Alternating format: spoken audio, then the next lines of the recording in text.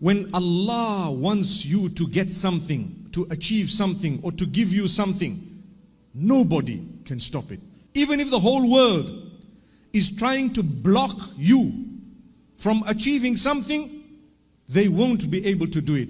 وَاعْلَمْ أَنَّ الْأُمَّةَ لَوْ اجْتَمَعَتْ عَلَىٰ أَنْ يَنْفَعُوكَ بِشَيْءٍ لَمْ يَنْفَعُوكَ إِلَّا بِمَا قَدْ كَتَبَهُ اللَّهُ لَكَ. Or لَنْ يَنْفَعُوكَ إِلَّا بِمَا قَدْ كَتَبَهُ اللَّهُ لَكَ. If the whole nation gets together to benefit you, they won't be able to benefit you except with that which Allah has written for you. And the opposite also is in the same hadith. The Prophet Muhammad sallallahu alaihi wasallam is telling us that if the entire ummah, the whole nation, gets together to harm you, they will never be able to inflict any harm upon you unless Allah has written it against you. If Allah has written it against you, you need to know nothing is going to stop it. May Allah protect us all. Look at this man, young baby, born, Fir'aun, looking, searching. His men were everywhere. They were spies all over. They didn't hear, they didn't witness, they didn't see. And Allah subhanahu wa ta'ala inspired his mother to do something unique, to put him into a little casket or a basket, and to put him, or literally to cast him into the Nile, into the river. Cast him into the river. How can I do that? Don't worry. The one who made him will look after him. Subhanallah. The one who made him will look after him.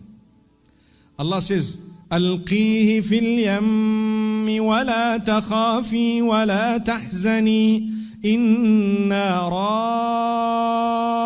رادوه إليك وجاعلوه من المرسلين. Instruction from Allah subhanahu wa ta'ala. Inspiration from Allah subhanahu wa ta'ala.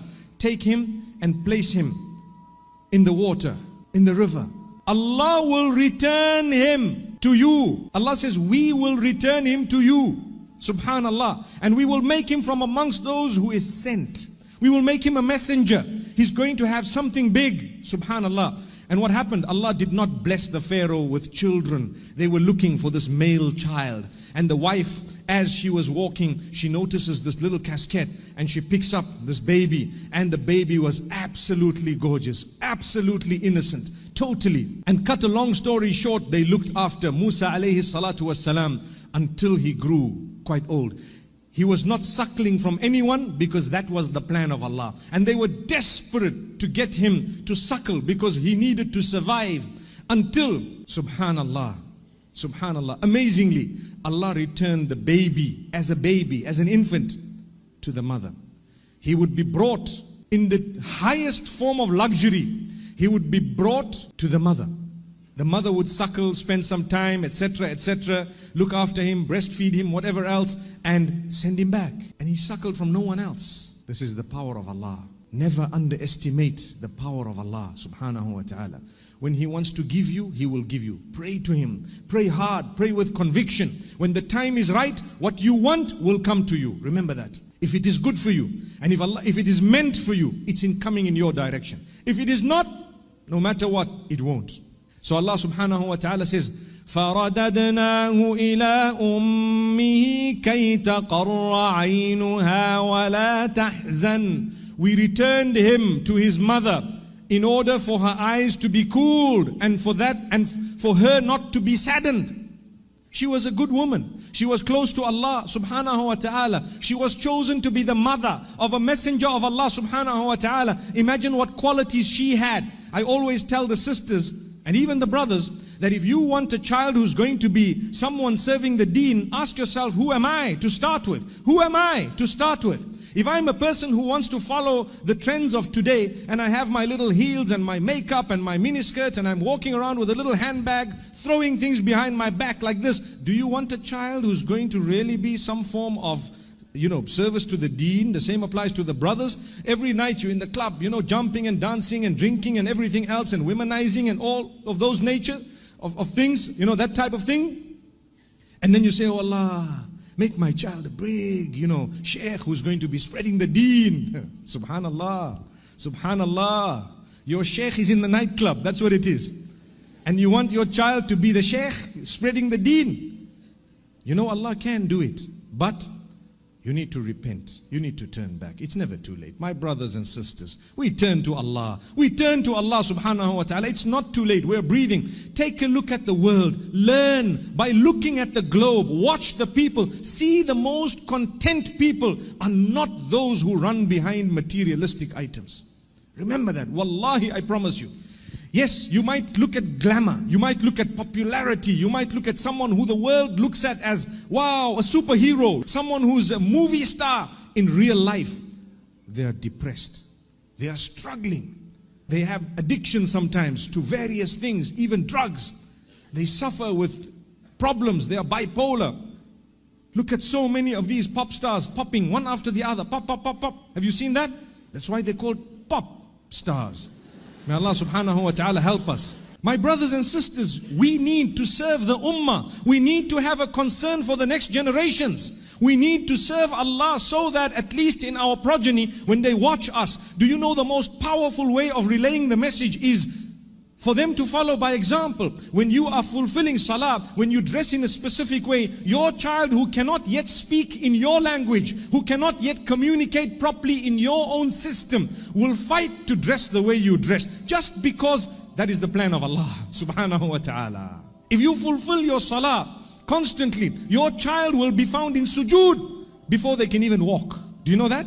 Why? Did you talk to them? No, it was Allah's way of telling you, look, if you are good, inshallah, by the will of Allah, they will have a good upbringing. What they do beyond a certain age becomes between them and Allah.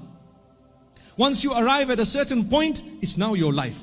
I looked after my children up to a certain age. An example, just an example. I'm not talking about myself, but I'm saying, if I look after my children for a certain age, up to a certain age, beyond that, if they end up dwindling left and right, I can always say, Ya Allah, I offered them the best. I still make dua for them. I will still guide them. But now they're independent. They are doing things. It's up to them now. It's between you and them. Ya Allah, guide them. Subhanallah. I can try. When I say I can guide them and Allah guides them, two different types of guidance. One is ad-dalala wal-irshad. One is to show them the way. I can show them the way, to say, look, this is the way.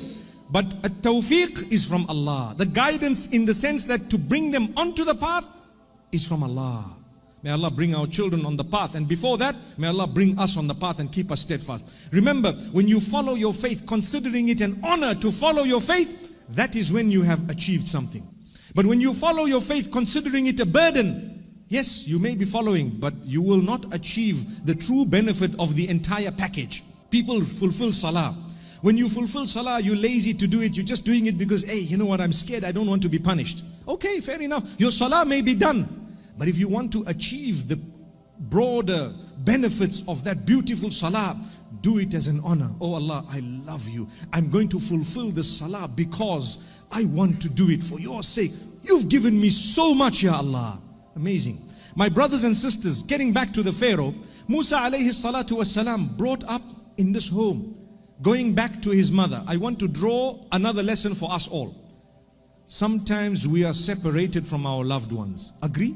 Whether it's your child after a divorce, whether it is someone prior to divorce, maybe your husband had to go and work somewhere, maybe you had to go somewhere, maybe something happened, you were separated for some reason. Sometimes the separation is caused by a third party, intentionally. This story of Musa alayhi salatu wasalam, the lessons, the ayat, the lessons we learn, it consoles those who are separated from their loved ones, saying, Inna